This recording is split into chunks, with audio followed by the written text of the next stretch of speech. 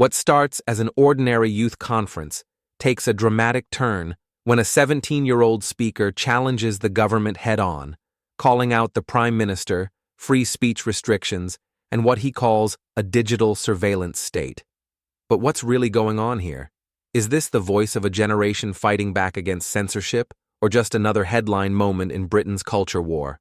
Stay tuned, because this young activist doesn't hold back, and his speech hits harder than most politicians would ever dare.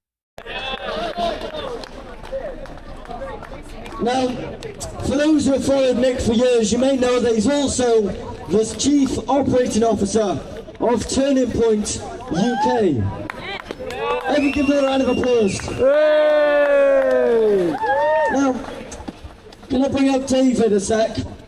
Now, I'm going to introduce you to our next young speaker, young Bob, who, before he speaks, he wants to introduce something. So everyone give a round of applause for 17-year-old young Bob. Go on, big Bob! Go on, Bob! Thank you, everyone here today. I think it was deemed appropriate that an organisation that fights for genuine freedom gives a minute for a man who was martyred for it. So could we all give a minute of silence for the one and only Charlie Kirk, who unfortunately had an early passing due to the people that couldn't debate him.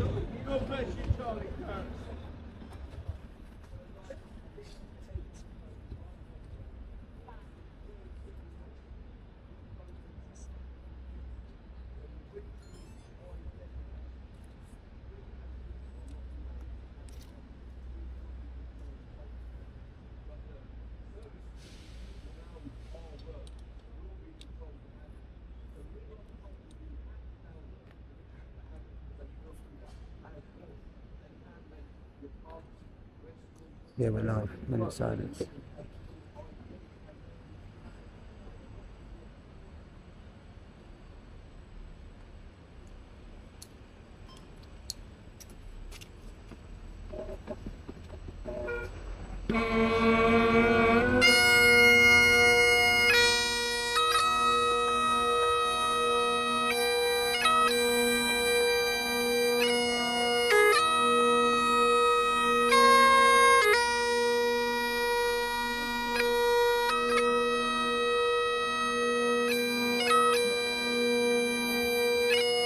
Rest in peace, Charlie.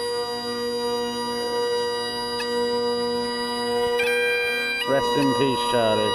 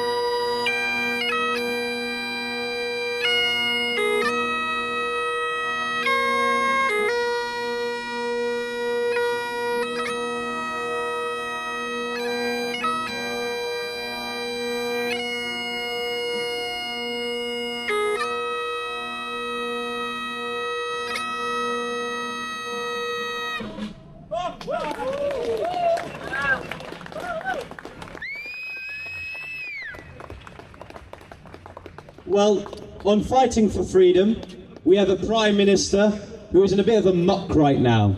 He was rhetorically on the right to win over Reform voters, but when he noticed that wasn't going to win, he needed to be seen as the new Labour leader, this sort of Blairite figure.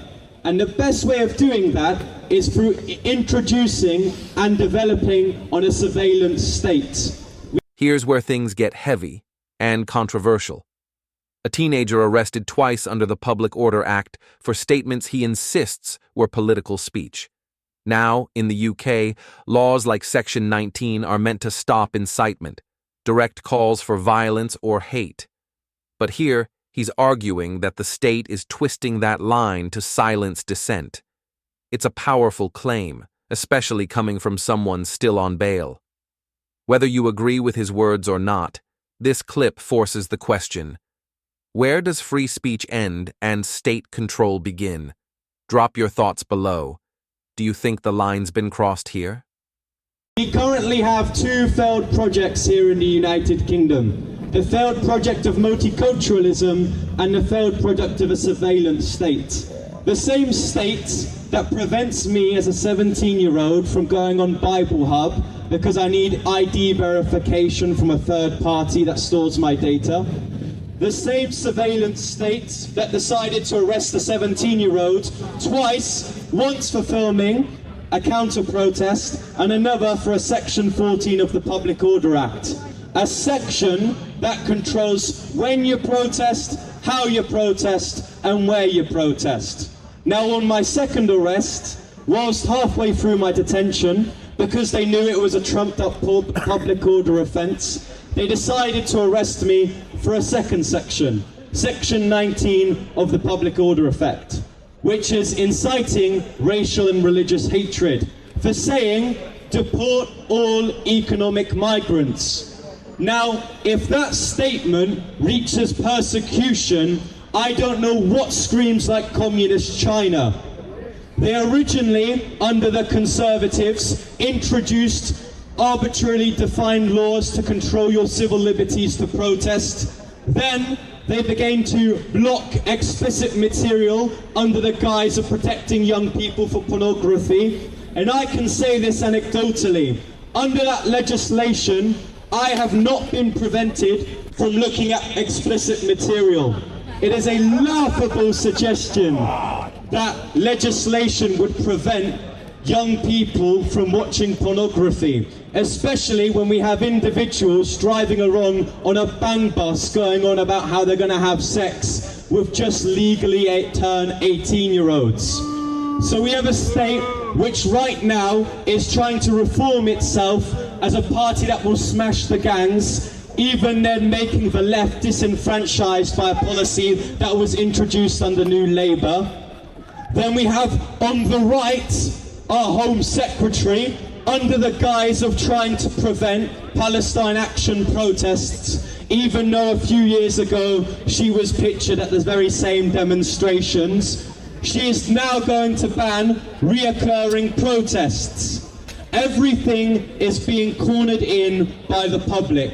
Your right to freedom, your right to protest, the right to say whatever you want, and this is the same government which will lose national insurance numbers, then trying to argue that it can introduce digital ID. I will argue this to you, patriots. Digital ID is an incompetent policy brought in by a man that knows he's losing. But come next general election, who will use that system is up for grabs. So we need to make sure that we vote in for a party that vehemently disagrees with a surveillance state. We need to ensure that young people aren't used as a form of justification for a surveillance state. We need to make sure that our elected politicians aren't the slimy political businessmen that they are. And we need to make sure that we say no to digital ID. And I ensure this, ladies and gentlemen, right now I'm on bail until the 30th for 2 charges. And I make sure that regardless of the outcome of those 2 charges, I'll still be here saying whatever the hell I want. Because I believe in a society you should be able to say, unless it incites a degree of violence, whatever the hell you want. And when we have streets that call for a globalized intifada, they decide to pick a 17-year-old who says a very clear message: deport all economic migrants. I will claim one thing about myself. I'm an activist for freedom of speech, both on the left and on the right. I believe the biggest form of multiculturalism is the multiculturalism of ideas. And the party which triumphs of the party of multiculturalism instead of educating our young people to teach that very fact, they rather decide to import a bunch of doctors and engineers and then argue that that's our best form of multiculturalism. A society that demonizes our opposition isn't a society of multiculturalism. It's of fascism and of a culture that's trying to import communist China because they're at fear of losing. Yeah. The only reason why they will decide to introduce digital ID is because they know they're at the back end. They know that freedom costs them the general election, so they try to control us.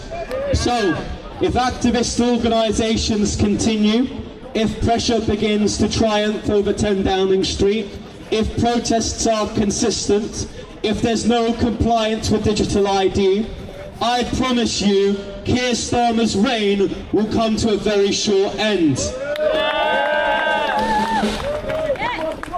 But I always like to end my discussions with an appreciation. If a 17-year-old has to tell you this, you know you're in a real bad state. Yeah, So great. thank you so much, have a great day, and God bless you. Big up, little Bob. Thank you so much, young Bob. Oh, come on, give me another round of applause, young Bob. Does anyone remember? Say what you will about the message. This young speaker just called out an entire political system with the kind of conviction most adults avoid. Whether you see this as bold activism or reckless provocation, one thing's clear: the debate over freedom, surveillance, and state control is heating up like never before. And when a 17-year-old is standing on stage demanding civil liberties, it's a sign of the times. If you found this breakdown thought-provoking, hit that like button, share your thoughts in the comments, and don't forget to subscribe for more real-world analysis, accountability stories, and moments that make you question everything.